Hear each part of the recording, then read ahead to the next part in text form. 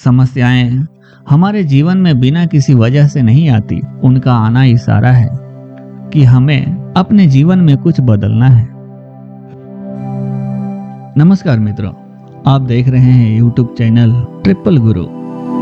प्राचीन काल में एक नदी के किनारे बसा एक नगर व्यापार का केंद्र था। फिर आए उस नगर के बुरे दिन, जब एक वर्ष भारी वर्षा हुई। नदी ने अपना रास्ता बदल दिया, लोगों के लिए पीने का पानी न रहा और देखते ही देखते नगर वीरान हो गया। अब वह जगह केवल चूहों के लायक रह गई। चारों ओर चूहे ही चूहे नजर आने लगे। चूहों का पूरा साम्राज्य ही स्थापित हो गया। चूहों के उस साम्राज्य का राजा बना मूषक राज। चूहों का भाग्य देखो, उनके बसने के बाद नगर के बाहर जमीन से एक पानी का स्रोत फूट पड़ा और वह एक बड़ा जलाशय बन गया। नगर से कुछ ही दूर एक घना जंगल था। जंगल में अनगिनत हाथी रहते थे। उनका राजा गजराज नामक एक विशाल हाथी था।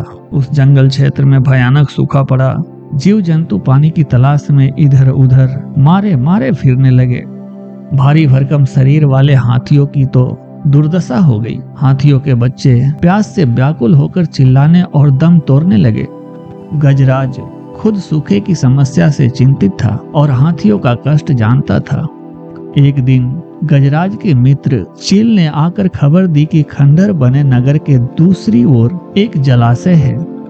गजराज ने सबको तुरंत उस जलाशय की ओर चलने की आदेश दिया। सैकड़ों हाथी प्यास बुझाने डोलते हुए चल पड़े। जलाशय तक पहुंचने के लिए उन्हें खंडर बने नगर के बीच से गुजरना पड़ा। हाथियों के हजारों पैर चूहों को रौंदते हुए निकल गए।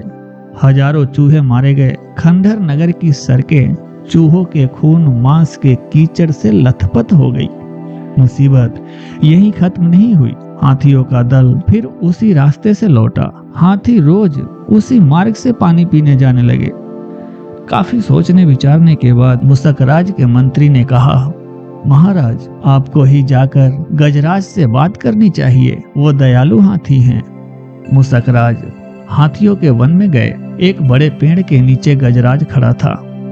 मूषकराज उसके सामने के बड़े पत्थर के ऊपर चढ़कर और गजराज को नमस्कार करते हुए बोला।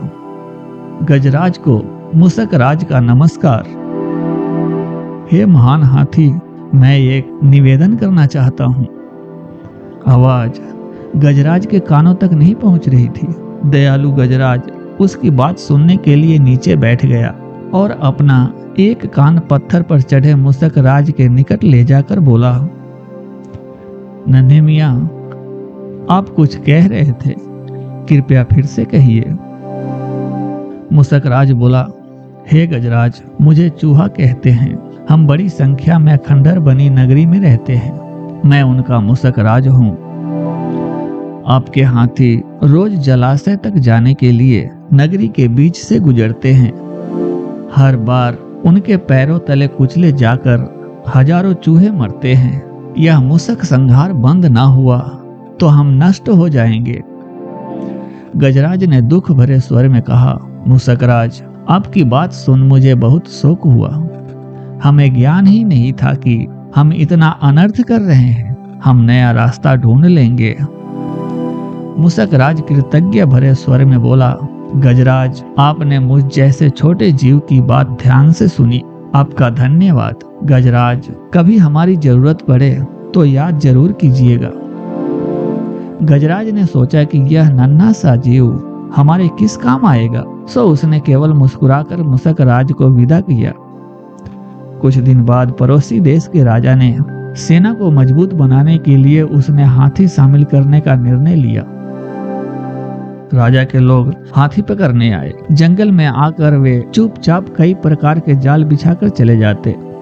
सैकड़ों हाथी पकड़ लिए गए। एक रात हाथियों के पकड़े जाने से चिंतित गजराज जंगल में घूम रहे थे कि उनका पैर सूखी पत्तियों के नीचे छल से दबाकर रखे रस्सी के फंदे में फंस जाता है। जैसे ही गजराज ने पैर आगे बढ़ाया, रस्सा कस गया। रस्से का दूसरा सिरा एक पेड़ के मोटे तने में मजबूती से बंधा था। गजराज चिढ़ाने लगा।